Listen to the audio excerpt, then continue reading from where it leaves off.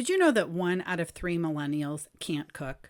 That means a whole generation now raising kids feels lost in the kitchen. People don't even have time to cook. Most people, 33% of Americans don't even know how to cook anymore. Back in the 1950s, the average mom spent nearly 2 hours a day preparing meals. Today, it's closer to 20 minutes. And it's not because moms don't care, it's because we've been sold a story that convenience equals freedom. But that begs the question, what happens to kids growing up in homes where cooking is a mystery? Let's rewind. Picture a 1950s kitchen. Homemade casseroles bubbling in the oven, families gathered around the table. Dinner wasn't just food, but the kitchen was the heartbeat of the home. Fast forward to today, parents are juggling 2 jobs, soccer practice, and an endless to-do list. And dinner often comes from a drive-thru or a box. The joy of cooking got traded for quick and easy. The problem?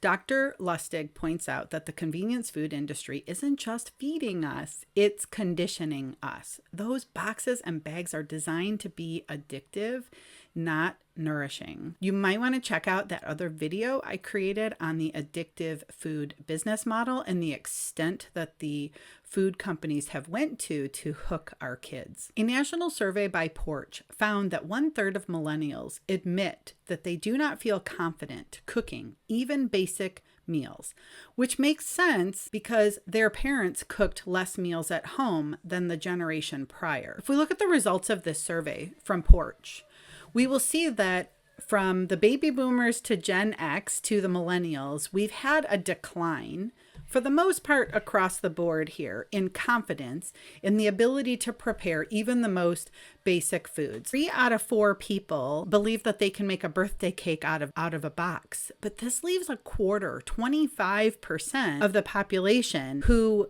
does not even feel confident to make a birthday cake out of a store-bought cake mix. Now, a quick search on Reddit will show thousands of young adults openly sharing their anxiety about cooking. I found this post that said, "So I've never really cooked before. Like I can make toast and boil water. That's about it. Now I'm trying to learn because I'm tired of eating the same frozen food or ordering stuff all the time.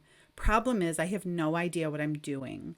I see recipes online and they all look too fancy or have ingredients I've never heard of, or I just want to make normal food like rice, chicken, pasta, nothing crazy." What breaks my heart are the number of millennials, young adults now, who say, "I started as a latchkey kid," and that's really the reason they say they didn't learn how to cook. So first, may I just say I am so sorry that that was your experience and that so many kids now are latchkey kids. There was a person who responded who said, "Well, so did I, but my parents would decide what was for supper the night before and leave me a list to start for supper when I got home from school. And as a result, this person learned how to cook." I also found posts from people like this one that said, "I always liked the idea of cooking because I wanted to do it myself. But it was really necessary when I was flat broke in college and was hungry all the time and I couldn't afford meals." This is my experience teaching young families and kids, is that they want to learn cooking. It is not a chore to them. It is something that they enjoy doing. I also saw posts on Reddit where people said due to financial reasons or health reasons, they learned how to cook. In my case, I had to get into the kitchen because of health reasons. And now that's one of the driving forces why I teach families and kids. Here's my concern. My generation went to work and many millennials didn't learn how to cook.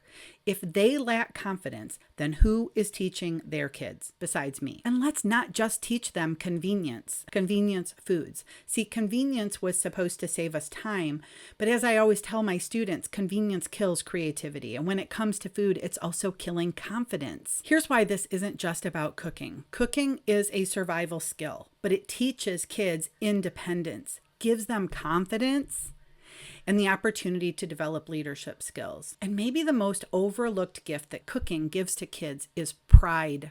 Every week in Freedom Kitchen classes, I see it happen. Children who beam with pride when they see what they were able to pull off and create in a 1-hour class. They don't just taste food, it's the taste of success. Okay, I know I might be a little over the top, but I'm telling you it's transformative. Psychologists call this mastery. Daniel Pink, in his book Drive, explains that mastery is one of the strongest motivators for success in life. So yes, I believe that cooking is the competitive advantage for your kids. As Jonas Salk put it, the reward for work well done is the opportunity to do more. And that's exactly what I see in these kids. They're proud of something real. And that pride drives them to try again, to grow. And honestly, if parents never learn these skills, how can they pass them on? That's why millennials, now the largest parenting generation, faces a crossroads. Either repeat the cycle of convenience or break it by giving kids the skills that they need.